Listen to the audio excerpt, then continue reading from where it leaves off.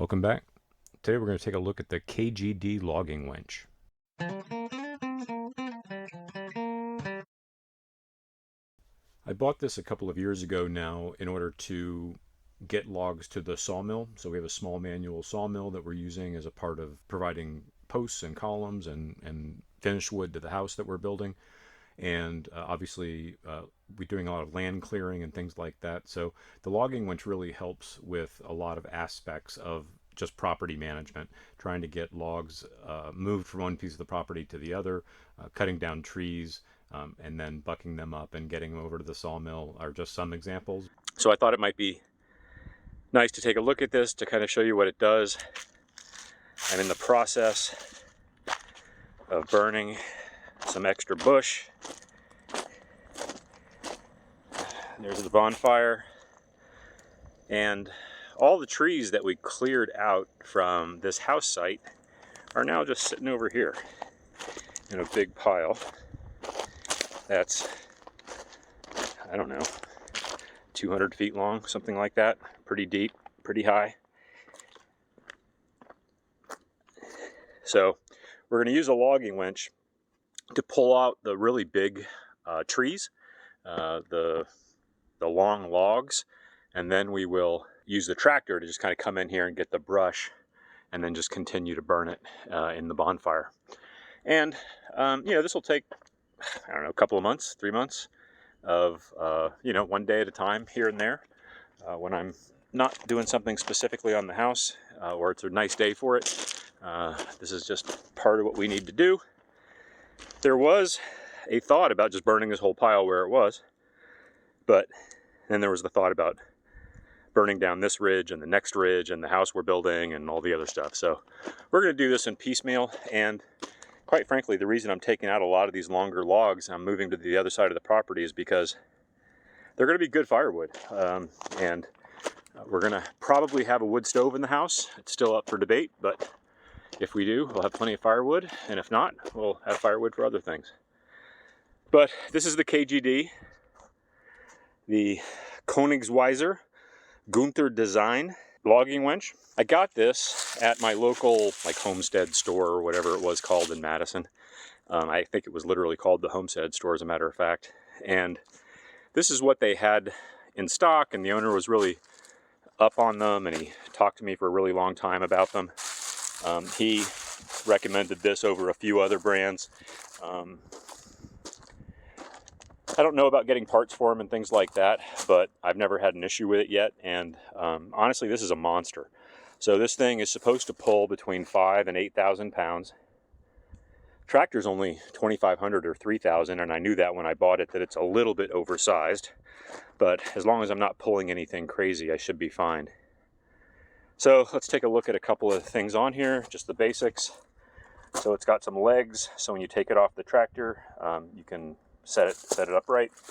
It's got a place for a PV or a logging hook.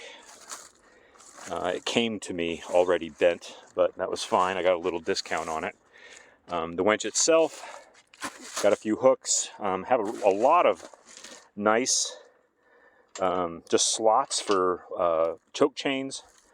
I can hold 3 or 4 choke chains on here easily. I tend to go for the pretty long choke chains because I never know exactly what I'm dealing with or what I'm pulling out. This winch has about 200 feet of cable, and I don't know what the diameter on that is, but it's got to be 1/2 inch, or maybe not quite 1/2 inch, maybe 3/8. But like I said, I've just never had any trouble pulling anything with it from the winch side. My version came with a chainsaw scabbard, which is super helpful because I can just throw the chainsaw and the PV hook on this thing and go into the woods and start, cutting down trees and pulling them out, which is what I've been doing in other parts of the property for other pieces of the build. This is the engager. So if I engage this, it'll start pulling, and when I disengage it, I can pull it in and it freewheels, so I can just pull it out. I've got another leg on this side for stabilization when you set it down. It's PTO driven. Of course, you have to connect it to your top link and your 2 bottom links down there. It is pretty heavy. But again, that's not a bad thing necessarily. I mean, tractors are designed to pull weight, so it's not really a stress on the tractor. But there are times when the extra weight matters, especially if you're in tight corners, especially if you're on hills. That's when it can really start to have an effect. The other nice thing about the weight, though, is it's a great counterbalance to anything you put on the front. So mostly the front forks are only supposed to take about 1,000 pounds of weight, and I often go over that. So this is a nice counterbalance to whatever I'm putting on the front, just to keep the tractor upright. So yeah, let's set it up and show you how it works. And generally, I'm pretty happy with this thing, I gotta say. It's a nice little piece of equipment. So I've disengaged the winch at this point, and I'm just going to pull out as much of the cable as I need. There are a couple of extra leads on the cable that I'll talk about in a little bit if you want to pull more than one log at a time. As you can tell from the initial look at that brush pile, a lot of these logs in here are tangled up, and many of the trees are still attached to their root balls. They've just been unearthed and put on their side.